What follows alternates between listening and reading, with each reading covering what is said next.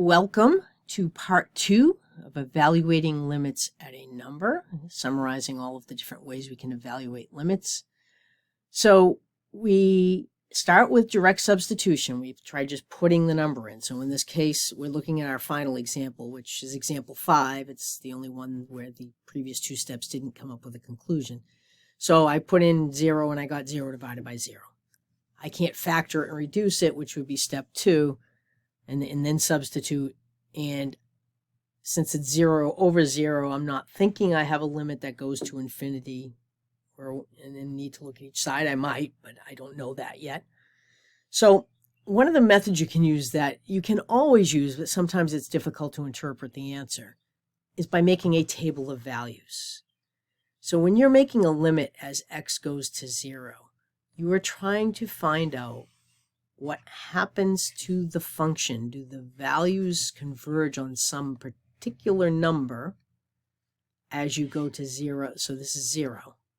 As you go to 0 from the right, or 0 from the left. So you pick a number out here on the left. So for 0, let's make this negative 0.01. And then pick a number that's closer. Well, let's pick something that's a lot closer. I can't really do this to scale. But then let's pick negative 0.001. The more zeros you have, if you have a negative point something, the more zeros you have, the closer you are to 0, whether it's negative or positive. And then the final one we'll pick was negative 0.0001. And then from the right, I'm going to change colors for the right just to make it a little more visible what I'm doing. From the right, well, the closest one would be 0.0001. So you're going to make a table. And there's different ways to arrange the table. Some people arrange the table. I arrange it in one line. That's how I learned it.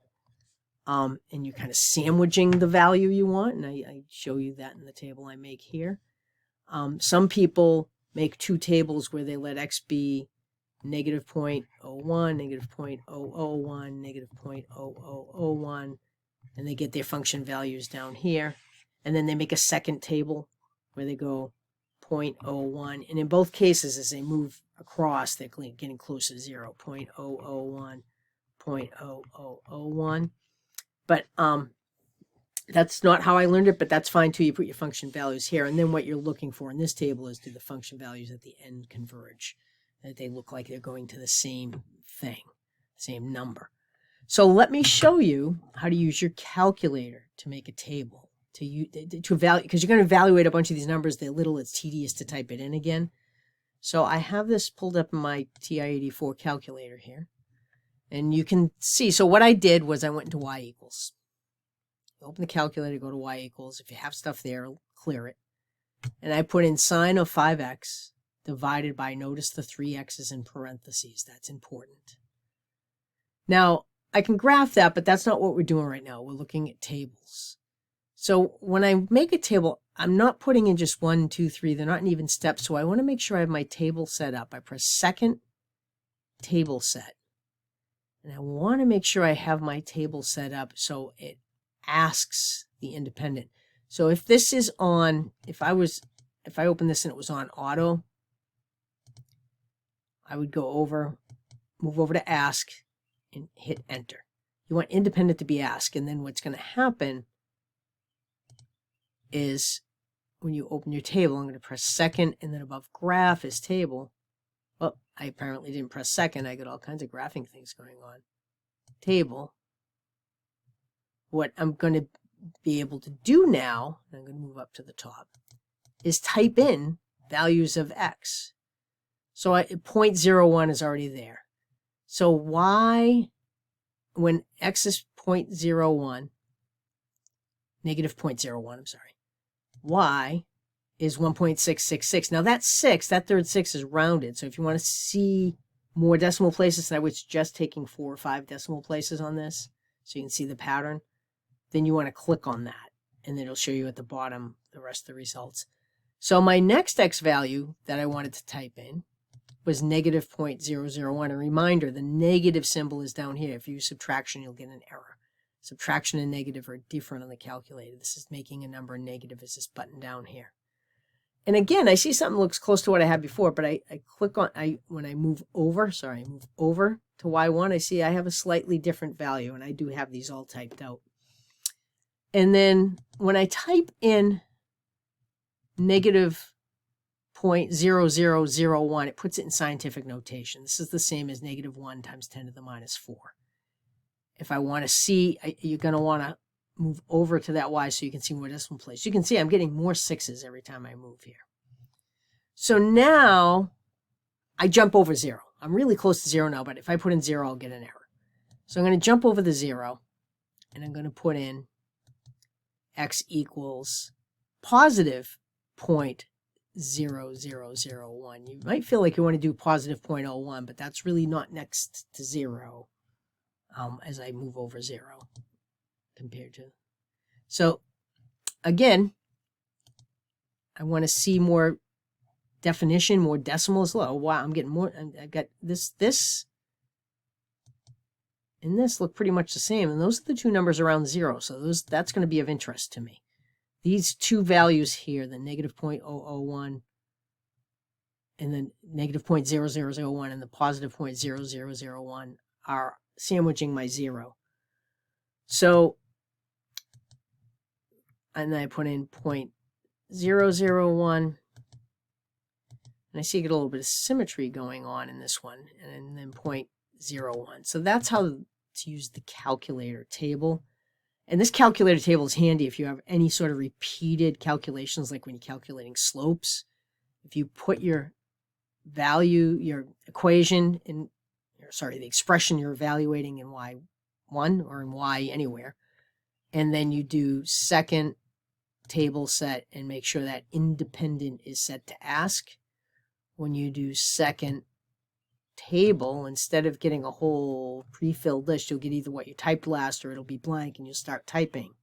And it's asking you to type x equals. It's asking you to give it an x.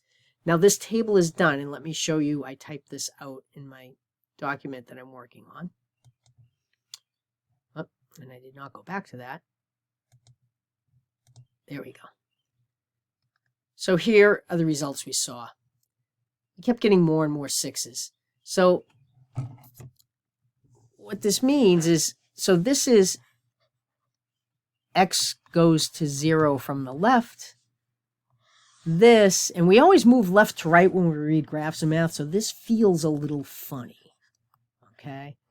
Because your x goes to 0 from the right, you're squishing in.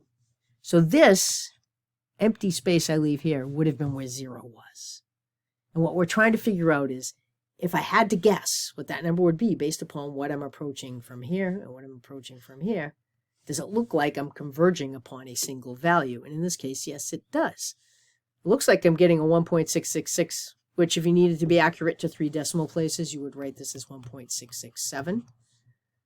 But if you needed, if it said give your answer as a fraction, say, well, wait a minute, how do I get a fraction of that? Well, what repeating? It's a repeating 6. It's 1.6 repeating. 6.6 repeating equals 2/3. So you get a 1 plus 2/3, which is 5/3. So the limit, the interesting thing about this problem, and you may see this pattern again, is the limit as x goes to 0 of the sine of 5x over 3x. If we do it with a table of values, and there are other ways we will learn to do this later, something called L'Hopital's rule, is equal to 5/3. Try that with a few others and see if that pattern that you see there, that you might be noticing, repeats. Okay, so we tried substitution, it didn't work. We did get 0 divided by 0, but factoring didn't work. So then we tried, it's not that different than, so you could have done the values that were like 4 over 0. You could have done the ones where we looked at the limit as x goes to a number just slightly smaller than the value. The ones that went to infinity, you could have done these with a table also, but we utilize the fact that we know in that type of rational function we get 4 over 0, it means we're at a vertical asymptote. So we know we're looking for some infinity type of answer on each side. In this case, we don't really know that because this was 0 divided by 0 when we